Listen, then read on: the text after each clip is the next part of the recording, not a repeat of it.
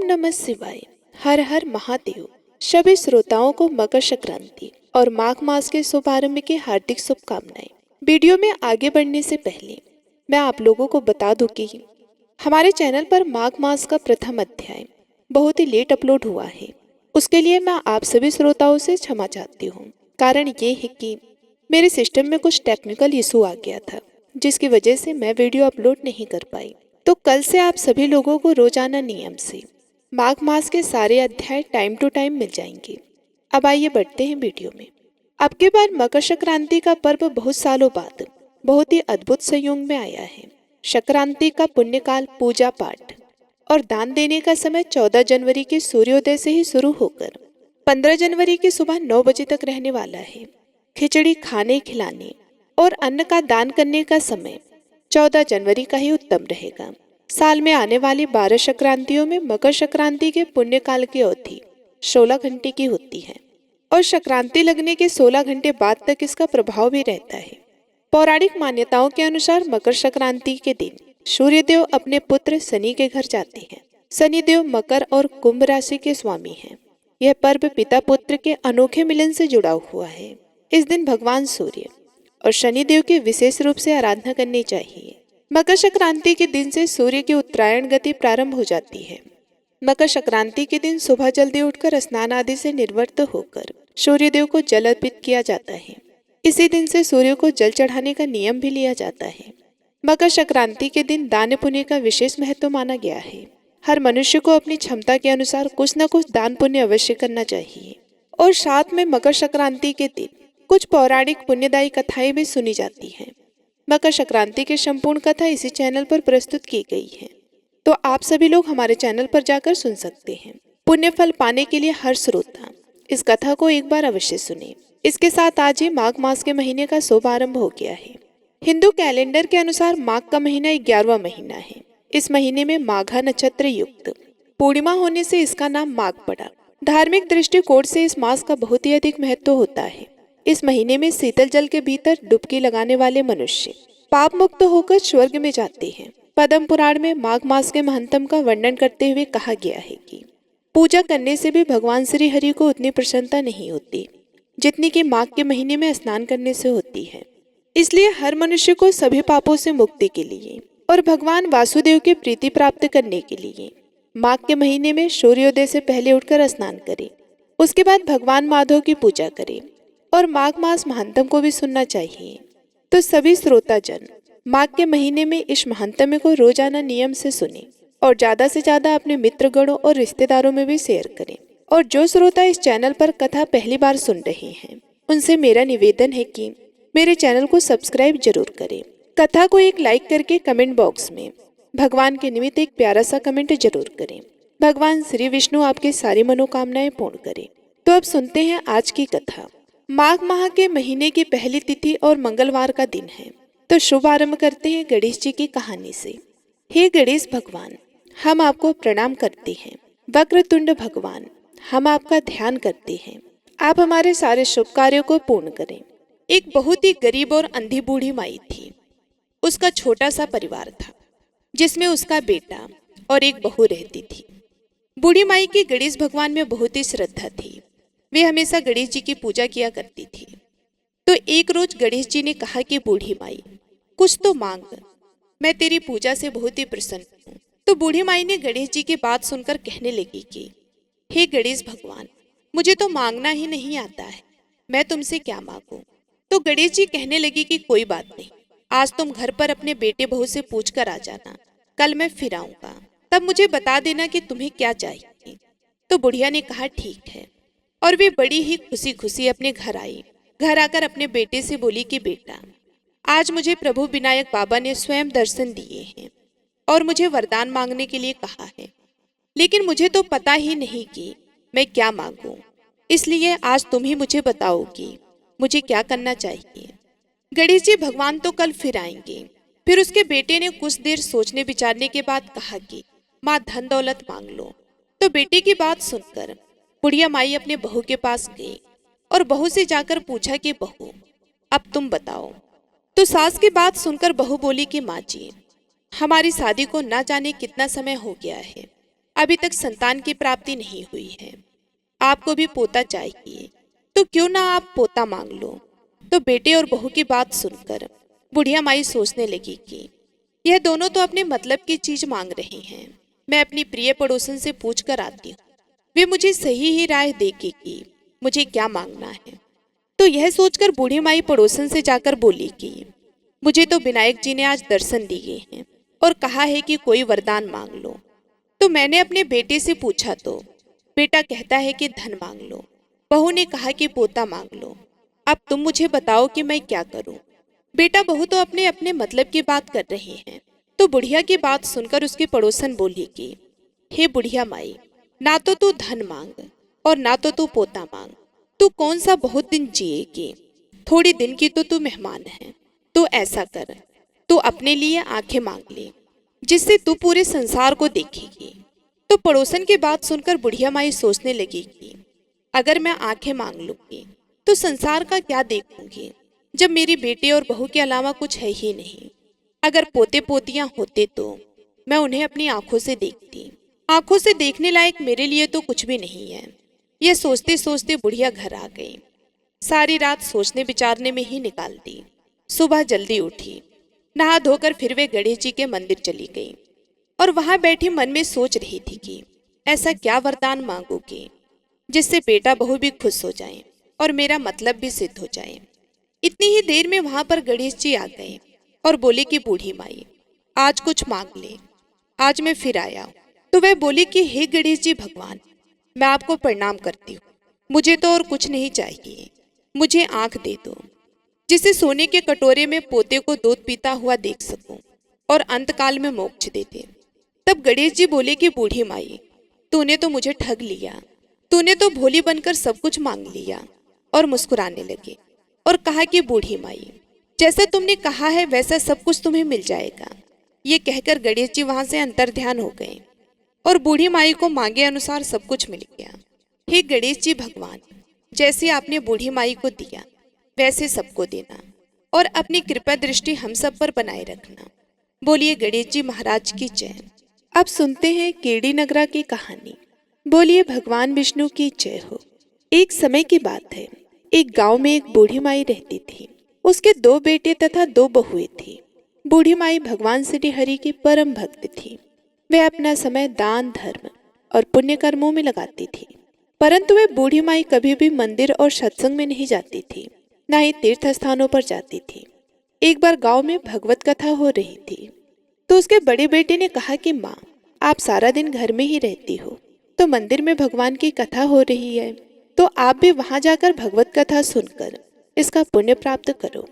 तो बूढ़ी माई ने अपने बेटे का मन रखने के लिए कह दिया कि बेटा, आज मैं जरूर जाऊंगी, परंतु वे नहीं गई। शाम को बेटे ने पूछा तो बोली कि बेटा, आज तो समय नहीं था, कल जाऊंगी। ऐसा करते करते 6 दिन निकल गए। 7वें दिन उसके बेटे ने कहा कि माँ, आज कथा का अंतिम दिन है, आज तो कथा सुनने चली जाना। तो उसकी माँ ने कहा कि ठीक है बेटा, चली जाऊंगी। तो बूढ़ी माई घर के कामों में लगी रही। घर का सारा काम निपटाकर बुढ़िया माई ने इतनी देर कर दी कि अंतिम दिन की भागवत कथा भी समाप्त हो गई। पर वे बूढ़ी माई घर से मंदिर के लिए चल पड़ी थी। उधर मंदिर से भगवान श्री हरि विष्णु एक बूढ़े सन्यासी का रूप धारण करके बुढ़िया माई के मार्ग में आकर खड़े हो गए और बुढ़िया माई को देखकर कहने लगे कि माई, तुम कहाँ जा रही हो? तो बुढ़िया माई ने कहा कि भागवत कथा सुनने जा रही हूँ। तो सन्यासी रूपधारी भगवान श्री हरि विष्णु ने कहा कि अब इतनी देर से क्यों जा रही हो? वहां तो अब कथा समाप्त भी हो गई, अब तुम वहां जाकर क्या करोगी? तो बुढ़िया माई ने कहा कि अब जब घर से निकली हूँ तो मंदिर तो जाकर ही आऊंगी, वरना शाम को अपने बेटे को क्या जवाब दूंगी। तो विष्णु भगवान कहने लगे कि वहां पर कथा तो समाप्त हो गई है और सारे भक्तजन भी अपने अपने घर चले गए हैं, तुम वहां जाकर क्या करोगी? मंदिर बंद हो गया है। तो बुढ़िया माई कहने लगी कि कुछ नहीं तो वहां से एक ईंट उठा लाऊंगी, सोच लूंगी कि ये विष्णु जी का आशीर्वाद है। तो सन्यासी का रूप धरे भगवान श्री हरि विष्णु बोले कि तुम वहां से मिट्टी की ईंट लाओगी और उसके बदले में अगर मैं तुम्हें एक सोने का ईंट दे दूं तो? बुढ़िया माई ने कहा कि ठीक है, तुम सोने की ईंट दे दोगे तो मैं मंदिर जाकर क्या करूंगी? तो उसने भगवान से सोने की ईंट ली और अपने घर की तरफ वापस चल पड़ी। अब घर के बाहर खड़ी होकर बुढ़िया माई विचार करने लगी कि अगर मैं इस ईंट को घर में लेकर जाऊंगी तो बेटे बहू झगड़ा करेंगे। अब मुझे इसका क्या करना चाहिए। तो इस तरह सोचते सोचते बुढ़िया ने उस सोने की ईंट को आंगन के बाहर ही जमीन में गाड़ दिया। उस ईंट को लाने के बाद बूढ़ी माई का तो कभी पूजा पाठ में ध्यान नहीं लगता, ना कोई काम में ध्यान लगता था। जब भी खाने पीने के लिए बैठती तो उस ईंट की तरफ ध्यान चला जाता। वो तो सब कुछ छोड़ छाड़ करके बस उसी ईंट की निगरानी में बैठी रहती। तो इस तरह खाना पीना छोड़ देने के कारण बूढ़ी माई दिन ब दिन कमजोर होती चली गई। तो एक दिन उसके बेटों ने पूछा कि माँ, आप सारा दिन घर के बाहर क्या करती रहती हो और आजकल बिल्कुल कमजोर भी हो गई हो। तो बुढ़िया माई कहने लगी कि बेटा कुछ नहीं, मैं तो आने जाने वाले लोगों को देखती रहती हूँ। उसने अपने बेटों को ईंट के बारे में कुछ भी नहीं बताया। इसी तरह दिन ब दिन कमजोर होते होते एक दिन बूढ़ी माई चल बसी। यमराज के दूत बूढ़ी माई को लेने के लिए आए और उसे लेकर धर्मराज जी के पास पहुंचे। धर्मराज जी को सारी बात बताई तो धर्मराज जी ने बूढ़ी माई को कुतिया की योनि दे दी। तो वे कुतिया उसी पेड़ के नीचे बैठी रहती और उसी ईंट की तरफ अपना ध्यान लगाई रखती। तो इस तरह टकटकी लगाई देखकर बुढ़िया माई की बहू ने अपने पति से कहा कि इस कुतिया को यहाँ से भगा दो, यह तो पागलों की तरह एक ही तरफ देखती रहती है, कहीं बच्चे को ना काट खाए। तो उस बहू के पति बुढ़िया के बेटे ने एक लकड़ी उठाई और जोर से उस कुतिया को दे मारी। तो कुतिया तो बेचारी उस मार को सहन नहीं कर पाई और वह मर गई। मरकर फिर धर्मराज जी के पास गई। तो धर्मराज जी ने उसे अब की बार सर्प की योनि दे दी। अब वह तो सर्प बनकर वहीं पर आ गई। जब भी समय मिलता तो आंगन के बाहर जहाँ पर सोने की ईंट गाड़ी थी वहां चक्कर लगाकर वापस चली जाती। एक दिन बेटे बहू की नजर उस पर पड़ गई तो उन्होंने उस सांप को भी मार दिया। तो इस प्रकार वे बूढ़ी माई दूसरी योनि से छूटकर धर्मराज जी के पास पहुंची। तो अब की बार धर्मराज जी ने उसे कीड़ी नगरा बना दिया।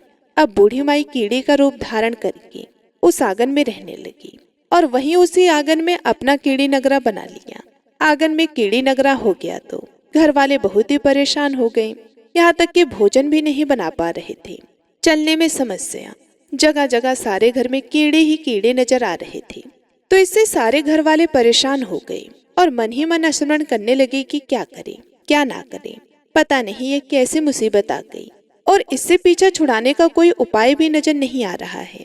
तो तभी भगवान श्री हरि विष्णु सन्यासी का रूप धारण करके वहां आए और बोले कि बेटा हमें कुछ खाने को दे दो। तो घर वालों ने कहा कि महाराज आज हमने खाने के लिए कुछ नहीं बनाया है, क्योंकि हमारे घर में कीड़ी नगरा हो गया है और हर जगह कीड़ी तोस। तो महाराज ने उनकी बात सुनकर कुछ देर तक ध्यान लगाया और फिर कहा कि आंगन के बाहर यह जगह है, इसे खोदो।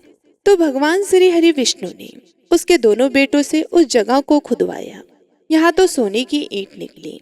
तो ब्राह्मण ने उस ईंट को निकालकर उसके बेटे को दे दी और कहा कि तुम्हारी माँ के नाम से दान पुण्य करना, धर्मशाला बनवाना, स्कूल बनवाना, प्याऊ लगवाना, गौशाला में जाकर गाय के चारों का प्रबंध करना। तो दोनों ने उस बूढ़े ब्राह्मण के सामने तो हाँ कर दी, लेकिन जैसे ही वह गया तो पीछे से दोनों भाई लड़ाई करने लगे। एक कहता है कि दान तू कर, दूसरा कहता है कि दान तू कर, मैं नहीं करूंगा। तो इस तरह से दोनों बेटों ने अपनी माँ के नाम से कोई भी दान पुण्य नहीं किया। तो कीड़ी नगरा वहां से कहीं नहीं गया, उसी स्वरूप में वहीं पर स्थापित रहा। कुछ दिन बाद में वही सन्यासी फिर आया और कहने लगा कि बेटा मेरे भोजन की व्यवस्था करो। तो बुढ़िया माई के बेटों ने भगवान स्वरूपधारी सन्यासी महाराज से कहा कि महाराज हमारे घर की हालत तो वैसी की वैसी ही है, कीड़ी नगरा तो वैसे ही है, आपने तो कहा था कि चला जाएगा। तो भगवान कहने लगे कि मैंने तुम्हें दान पुण्य करने के लिए बोला था, क्या तुमने किया? सन्यासी की बात सुनकर दोनों भाई बड़े ही शर्मिंदा हुए और सर झुकाकर खड़े हो गए।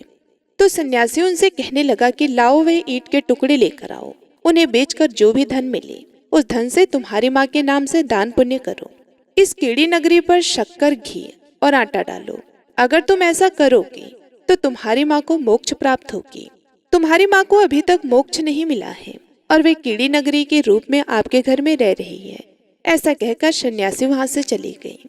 फिर उन दोनों भाइयों ने उस सोने की ईंट को बेचकर उससे जो भी धन मिला उसे माँ के नाम से दान पुण्य किया, मंदिर और धर्मशालाएं बनवाई, गरीब कुंवारी कन्याओं का विवाह करवाया, बावड़ी तालाब आदि बनवाए और रोजाना नियम से कीड़ी नगर पर आटे में घी और शक्कर मिलाकर उस पर डाला करते थे। 21 दिन तक ऐसा किया तो उनके घर से कीड़ी नगरा चला गया और उनके घर में भगवान श्री हरि विष्णु की कृपा से अन्न धन के भंडार भर गए। तभी से माना जाता है कि जो भी व्यक्ति रोजाना सुबह सवेरे कीड़ी नगरे पर जो भी व्यक्ति आटे में शक्कर और घी मिलाकर डालता है तो उनके घर में कभी भी अन्न धन की कमी नहीं आती। वह हमेशा अपना जीवन सुख शांति से व्यतीत करता है और उनके वंश में वृद्धि होती है। उसके घर में कभी कोई कष्ट नहीं आता। उसका जीवन सदा सर्वदा आनंद से व्यतीत होता है। उसके परिवारजन उससे अत्यधिक प्रेम करते हैं। इसलिए हर मनुष्य को अपने जीवन काल में एक बार कीड़ी नगरा सींचने का नियम जरूर लेना चाहिए। जब भी कीड़ी नगरा सींचे तो कीड़ी नगरी की कथा को बड़े ही श्रद्धा भाव से सुनना चाहिए। बोलिए भगवान विष्णु की जय। आइए मकर संक्रांति के शुभ अवसर पर एक छोटी सी कहानी धर्मराज जी की सुनते हैं। तो प्रेम से बोलिए भगवान धर्मराज जी की जय हो। पूर्व काल की बात है, एक बुढ़िया माई थी। वह व्रत नियम बहुत रखती थी। एक दिन भगवान के घर से यमदूत लेने आई। बुढ़िया माई यमदूत के साथ चली गई। आगे गहरी नदी बह रही थी। बुढ़िया माई डूबने लगी। तब यमदूत ने पूछा कि माई, गाय दान की हुई है क्या? बुढ़िया माई ने मन में गाय माता का ध्यान किया तो गाय माता उपस्थित हो गई। गाय की पूंछ पकड़कर बुढ़िया माई ने नदी पार कर लिया। आगे गई तो काले कुत्ते खाने दौड़े। तब यमदूत ने पूछा कि बुढ़िया माई, कुत्ते को रोटी दी है क्या? बुढ़िया माई ने मन में कुत्ते का ध्यान किया तो कुत्ते चली गए। आगे चले तो काले कौवे बुढ़िया माई को चोंच मारने लगे। तब यमदूत ने कहा कि ब्राह्मण की बेटी को सिर में तेल लगाने को दिया है या नहीं? बुढ़िया माई ने ब्राह्मण की बेटी को याद किया तो कौवे ने चोंच मारना छोड़ दिया। आगे गई तो पैर में कांटे चुभने लगे। यमदूत ने कहा कि चप्पल दान किया है? बुढ़िया माई ने याद किया तो चप्पल पैरों में आ गई। आगे चली तो चित्रगुप्त जी ने यमदूतों से पूछा, आप किसको ले आए हो? यमदूतों ने कहा कि बुढ़िया माई ने बहुत दान पुण्य किए हैं, लेकिन धर्मराज जी का कुछ नहीं किया, इसलिए आगे के द्वार बंद हैं। तब बुढ़िया माई ने विनती की कि मुझे 7 दिनों के लिए धरती पर जाने दो। मैं इस 7 दिनों में धर्मराज जी की कहानी सुनकर उद्यापन करके वापस आ जाऊंगी। धर्मराज जी ने उसके प्राण लौटा दिए। धरती पर बुढ़िया माई के शरीर में जान वापस आ गई। सभी लोग बुढ़िया माई को जीवित देखकर भूतनी भूतनी चिल्लाकर भाग खड़े हुए। बुढ़िया माई अपने घर आई। बेटे बहू से कहा कि मैं भूतनी नहीं हूँ, मैं तो धर्मराज के कहे अनुसार वापस आई हूँ। मैं प्रत्येक दिन धर्मराज की कहानी सुनकर उसका उद्यापन करके वापस परलोक चली जाऊंगी। यह सुनकर बेटे बहू ने पूजा की सभी सामग्री ला दी, लेकिन कहानी के समय हुकार नहीं भरा। तब बुढ़िया माई पड़ोसन के पास गई। पड़ोसन ने कहानी सुनी और हुकार भी भरा। बुढ़िया माई ने 7 दिनों के पश्चात उद्यापन कर दान किया। 7वें दिन धर्मराज जी ने बुढ़िया माई के लिए स्वर्ग से विमान भेजा। विमान देखकर सभी गांव वालों ने स्वर्ग जाने के लिए कहा। तब बुढ़िया माई ने कहा, मेरी कहानी तो केवल पड़ोसन ने सुनी है। यह सुनकर सभी गांव वालों ने बुढ़िया माई के पांव पकड़ लिए और धर्मराज जी की कहानी सुनाने को कहा। बुढ़िया माई से कहानी सुनने के बाद सभी गांववासी विमान में बैठकर स्वर्ग पहुंच गए। सभी गांववासियों को देखकर धर्मराज जी ने कहा कि मैंने तो केवल बुढ़िया माई के लिए विमान भेजा था। बुढ़िया माई ने कहा कि हे धर्मराज, मेरी कहानी इन सब ने सुनी है, इसलिए मेरा आधा पुण्य इनको दे दो और स्वर्ग में वास भी दे दो। तब धर्मराज जी ने सभी गांववासियों को स्वर्ग में वास दे दिया। सो हे धर्मराज जी, जैसे बुढ़िया माई को स्वर्ग दिया वैसे सभी को देना। कहानी सुनने वाले को, कहने वाले को, कहते सुनते हुकार भरने वाले को। बोलिए धर्मराज जी भगवान की जय, सूर्य देवता की जय। आइए अब सुनते हैं माघ मास महात्म का पहला अध्याय। बोलिए श्री हरि विष्णु भगवान की जय, भगवान के अनंत स्वरूपों की जय। एक समय श्री सूत जी ने अपने गुरु श्री व्यास जी से कहा कि गुरुदेव, कृपया करके आप मुझे माघ मास का महात्म कहिए, क्योंकि मैं आपका शिष्य हूँ। व्यास जी कहने लगे कि रघुवंश के राजा दिलीप एक समय यज्ञ के स्थान के पश्चात पैरों में जूती और सुंदर वस्त्र पहनकर शिकार की सामग्री से युक्त कवच और शोभायमान आभूषण पहने हुए, अपने सिपाहियों से घिरे हुए, जंगल में शिकार खेलने के लिए अपनी नगरी से बाहर निकले। उनके सिपाही जंगल में शिकार के लिए मृग, व्याघ्र, सिंह आदि जंतुओं की तलाश में इधर उधर फिरने लगे। उस वन में वनस्थली अत्यंत शोभा को प्राप्त हो रही थी। कहीं कहीं 2 मृगों के झुंड फिरते थे, कहीं गीदड़ अपना भयंकर शब्द कर रहे थे, कहीं गैडों का समूह हाथियों के समान फिर रहा था, कहीं वृक्षों के कोठरों में बैठे हुए उल्लू अपना भयानक शब्द कर रहे थे, कहीं सिंहों के पद चिन्हों के साथ घायल मृगों के रक्त से भूमि लाल हो रही थी, कहीं दूध से भरी थनों वाली सुंदर भैंसें फिर रही थी, कहीं पर सुगंधित पुष्प, हरी भरी लताएं वन की शोभा को बढ़ा रही थी। कहीं बड़े बड़े पेड़ खड़े थे, तो कहीं पर उन पेड़ों पर बड़े बड़े अजगर और उनकी केचुलियां भी पड़ी हुई थी। उसी समय राजा के सिपाहियों के बाजे की आवाज सुनकर एक मृग वन में से निकलकर भागने लगा और बड़ी बड़ी चौकड़ियां भरता हुआ आगे बढ़ा। राजा ने उसके पीछे अपना घोड़ा दौड़ाया, परंतु मृग पूरी शक्ति से भागने लगा। मृग कांटेदार वृक्षों के एक जंगल में घुसा और राजा ने भी उसके पीछे वन में प्रवेश किया, परंतु दूर जाकर मृग राजा की दृष्टि से ओझल होकर निकल गया। राजा निर्जन वन में अपने सैनिकों सहित प्यास के मारे अति दुखी हो गया। दोपहर के समय अधिक मार्ग चलने से सैनिक थक गए और घोड़े रुक गए। कुछ देर बाद राजा ने एक बड़ा भारी सुंदर सरोवर देखा, जिसके किनारों पर घने वृक्ष थे। इसका जल सज्जनों के हृदय के समान स्वच्छ और पवित्र था। सरोवर का जल लहरों से बड़ा सुंदर लगता था। जल में अनेक प्रकार के जल जंतु, मछलियां आदि स्वच्छंदता से इधर उधर फिर रही थी। दुष्टों के समान निर्दयी चित्त वाले मगरमच्छ भी थे। किसी किसी जगह लोभी के समान सीमाल भी पड़ी हुई थी। जैसे विपत्ति में पड़े हुए लोगों को, दुखों को हरने वाले दानी पुरुष के समान यह सरोवर अपने जल से सबको सुखी करता था, जैसे मेघ चातक के दुख को हरता है। इस सरोवर को देखकर राजा की थकावट दूर हो गई। रात्रि को राजा ने वहीं पर विश्राम किया और सैनिक पहरा देने लगे और चारों तरफ फैल गए। रात के अंतिम समय में शुक्रों के एक झुंड ने आकर सरोवर में पानी पिया और कमल के झुंड के पास आया। तब शिकारियों ने सावधान होकर शुक्रों पर आक्रमण किया और उनको मारकर पृथ्वी पर गिरा दिया। उस समय सब शिकारी कोलाहल करते हुए बड़ी प्रसन्नता के साथ राजा के पास गए और राजा प्रभात हुआ देखकर उनके साथ ही अपनी नगरी की तरफ चल पड़ा, जिसका शरीर तपस्या और नियमों के कारण बिल्कुल सूख गया था, जो मृग छाला और वल्कल पहने हुए थे और नख, रोम तथा केस धारण किए हुए थे। राजा ने ऐसे घोर तपस्वी को देखकर बड़े आश्चर्य से उसको प्रणाम किया और हाथ जोड़कर खड़ा हो गया। तपस्वी ने राजा से कहा कि हे राजन, इस पुण्य शुभ माघ में इस सरोवर को छोड़कर तुम यहाँ से क्यों जाने की इच्छा करते हो? तब राजा कहने लगा कि महंतम, मैं तो माघ मास में स्नान के फल को कुछ भी नहीं जानता। कृपया करके आप विस्तार पूर्वक मुझको बताइए। फिर उस महात्मा ने राजा को माघ मास के स्नान के बारे में जो कुछ भी बताया, वो सब कुछ आप अगले अध्याय में सुनेंगे। अब आइए सुनते हैं लप्सी और तपसी की कथा, जो कि हर व्रत के बाद में अवश्य सुनना चाहिए, क्योंकि ऐसा कहा जाता है कि बगैर लप्सी और तपसी की कथा सुने बगैर कोई भी व्रत कथा पूर्ण नहीं होता। तो आइए बड़ी ही श्रद्धा से लप्सी और तपसी की कथा को सुनते हैं। एक लप्सी था, एक तपसी था। तपसी हमेशा भगवान की तपस्या करता था। तपसी हमेशा भगवान की तपस्या करता था, लेकिन उसे चोरी करने की आदत थी। लप्सी हमेशा सवा सेर की लप्सी बनाता और पहले भगवान को भोग लगाता, उसके बाद में स्वयं भोजन करता। दोनों भाइयों का यही नियम था। तो एक दिन किसी बात को लेकर दोनों में कहासुनी हो गई। तो तपसी बोला कि मैं रोजाना भगवान की तपस्या करता हूँ, इसलिए मैं बड़ा हूँ। तो लप्सी बोला कि मैं रोज भगवान को सवा सेर की लप्सी का भोग लगाता हूँ, इसलिए मैं बड़ा हूँ। ऐसा कहते हुए दोनों जोर जोर से लड़ने लगे। तभी वहां से नारद जी गुजर रहे थे। दोनों को लड़ता हुआ देखकर वहां आए और उनसे पूछा कि तुम दोनों क्यों लड़ रहे हो? तो दोनों ने अपने आप को बड़ा बताया और साथ में बड़ा होने का कारण भी बताया।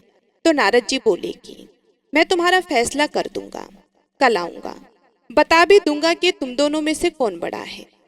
दूसरे दिन लप्सी और तपसी नहाकर अपने रोज की भक्ति करने आए।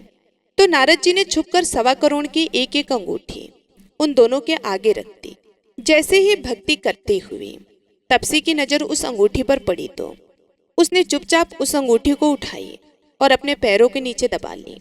लपसी की नज़र अंगूठी पर पड़ी, लेकिन उसने ध्यान नहीं दिया। उसने पहले भगवान को भोग लगाया और फिर स्वयं भोजन करने के लिए बैठ गया। थोड़ी देर बाद नारद जी सामने आए तो दोनों ने पूछा कि अब बताओ, हम में से कौन बड़ा है। तो नारद जी ने तपसी से खड़ा होने के लिए कहा तो वे खड़ा हुआ तो उसके पैर के नीचे दबी हुई अंगूठी दिखाई दी। तो नारद जी ने तपसी से कहा कि तपस्या तो तुम रोज करते हो, लेकिन इतनी तपस्या करने के बाद भी तुम्हारी चोरी करने की आदत नहीं गई। ये अंगूठी मैंने ही तुम दोनों के आगे रखी थी। मैं ये देखना चाहता था कि तुम दोनों में से किसके मन में लालच है। तो तुझे तो अंगूठी दिखाई पड़ते ही झट से अपने पैरों के नीचे दबा ली। लेकिन लपसी का ध्यान अंगूठी पर जाने के बाद भी लपसी ने अंगूठी को नहीं उठाया और ना ही ध्यान दिया। उसने सिर्फ अपने भगवान जी में ध्यान रखा, उन्हें भोग लगाया और बाद में स्वयं भोजन करने लगा। इसलिए लपसी बड़ा है और तुम्हें तुम्हारी तपस्या का कोई भी फल मिलने वाला नहीं है। जितनी चाहे मर्जी तुम तपस्या कर लो, तुम्हें इसका कोई भी फल नहीं मिलेगा। तो तपसी को यह सुनकर बहुत ही दुख हुआ और वे शर्मिंदा होकर नारद जी से माफी मांगने लगा और कहने लगा, आज तक की मेरी गलती माफ करो और मुझे बताओ कि मेरी तपस्या का फल कैसे मिलेगा।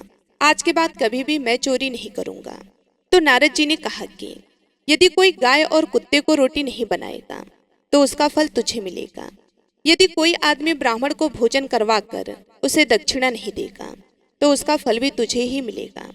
अगर किसी को सूत वाली साड़ी अगर हम देते हैं, उसके ऊपर अगर भेंट स्वरूप कुछ रुपए नहीं देंगे तो उसका फल भी तुझे ही मिलेगा। अगर कोई व्यक्ति दिए से दिया जलाएगा तो उसका फल भी तुझे ही मिलेगा। अगर कोई औरत आंगन लीप कर चौका नहीं लीपेगी तो उसका फल भी तुझे ही मिलेगा। यदि कोई व्रत कथा में सारी कहानी सुन ले लेकिन तुम्हारी कहानी ना सुनी तो उसका फल भी तुझे ही मिलेगा। उस दिन से हर व्रत कथा और कहानी के साथ लपसी और तपसी की कहानी कही और सुनी जाती है।